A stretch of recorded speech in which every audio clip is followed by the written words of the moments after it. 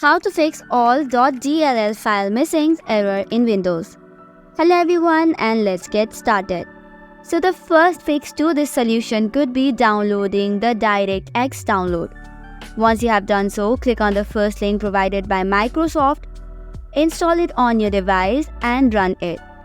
Once the installation has been completed, make sure to restart your device and this will probably fix this issue. However, if it is still creating the same issue, you could run these commands on your command prompt.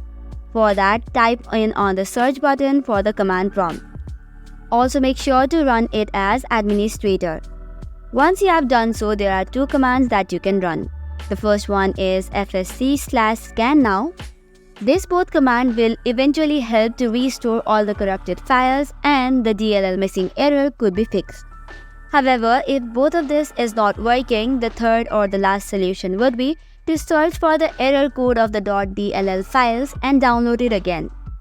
So that's all for today. For more such contents, do not forget to hit the like and subscribe button. Thank you and keep watching.